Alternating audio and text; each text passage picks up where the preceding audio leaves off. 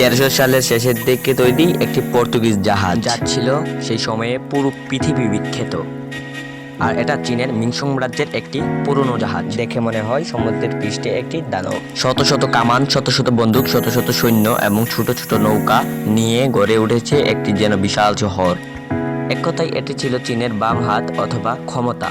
চীনের শক্তিশালী লোকেরা এটা দিয়ে বিভিন্ন জায়গায় এবং বিভিন্ন দেশে গিয়ে দেশকে নিয়ন্ত্রণ করত।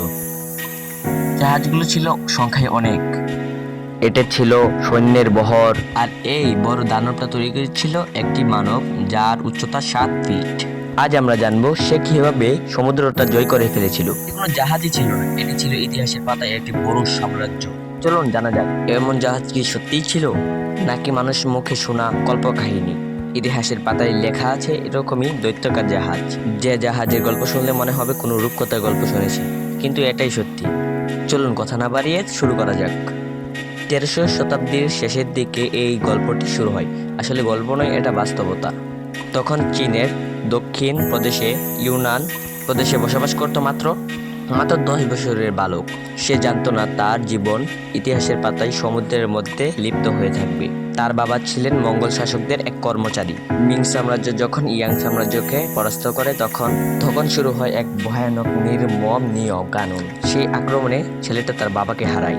হঠাৎ তার সামনে এসে দাঁড়ায় এক মিং জেনারেল। তীক্ষ্ণ দৃষ্টিতে জেনারেল তাকে প্রশ্ন করে, মিং সম্রাট কোথায়? এই কথাটা শুনে ছেলেটা থেমে যায় এবং ভাবে কি করবে।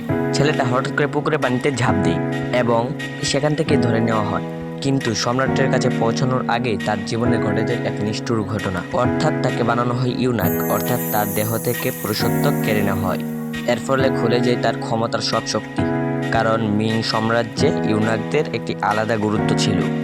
তখন সম্রাট জানতে পারেন যে নতুন একটি ইয়াক এসেছে তাদের এখানে এবং এটি তাদেরই, যার ফলে সম্রাট তার নতুন নাম দেয় মাহি।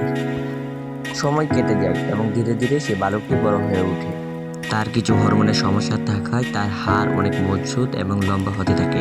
সে ধীরে ধীরে অস্বাভাবিকভাবে লম্বা হতে, যেখানে চীনের সাধারণ মানুষের উচ্চতা হতো 5 ফুট 8 ইঞ্চি, সেখানে সে বালকের উচ্চতা উঠেছে প্রায় 7 ফিটে। তার দেহাবশেষ ভয় পেয়ে দিত সবাইকে। সে একের পর এক যুদ্ধে অংশগ্রহণ করে সবসময় জয়লাভ করতে থাকে। তবে মিং সাম্রাজ্যের ভিড় তখনও টালমাটাল, কেননা বাইরে মঙ্গলদের হুমকি এবং ভিতরে ষড়যন্ত্র। তখনই মিং রাজপুত্র একটি ভয়ানক সিদ্ধান্ত গ্রহণ করে। তার ভাগ্নি ড্রাগন রাজাকে নিচে নামিয়ে সে নিজেই রক্তক্ষয়ী হয়ে বসে পড়ে সেই সিংহাসনে। তখনই তার নতুন নাম হয় ইয়াং দি সম্রাট। সে বুঝতে পারে যদি যুদ্ধ করি তাহলে এই সাম্রাজ্যকে টিকিয়ে রাখা যাবে না। সে আরো বড় কিছু করতে চায় যেন প্রতিবেশী রাজ্য তাকে ভয় পায়। সে মনে করে যে এরকম কিছু করবে যাতে সারা পৃথিবী তাকে মনে করে। তাই শুরু হয়ে যায় ইতিহাসের সবচেয়ে বড় নৌকা তৈরি করার কল্পনা। আর এই কাজে যুক্ত করা হয় সবচেয়ে বড় লম্বা মানুষকে, অর্থাৎ সেই ইউনাককে। তার নাম এখন মাহি নয়, সম্রাট তাকে নতুন নাম দেয় ছেংহে। এখান থেকেই শুরু হয় তার সমুদ্র জয় করার ইতিহাস। তার অধীনে তৈরি হয় 27,000 সৈন্য, নাবিক, অনুবাদক, চিকিৎসক এবং যা কিছু প্রয়োজন সব। সৈন্য বাদে যারা থাকবে তাদের জন্য তৈরি হয় কয়েক ধরনের জাহাজ। সব মিলিয়ে এক চলমান সাম্রাজ্য।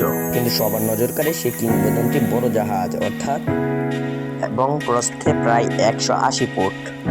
মনে হয় আসলেই একটি মিং রাজপ্রাসাদ। একটি জাহাজে ছিল অনেক কামান এবং বন্দুকের গুলি, বন্দুক সহ বিভিন্ন আধুনিক অস্ত্র এবং পৌরাণিক অস্ত্র।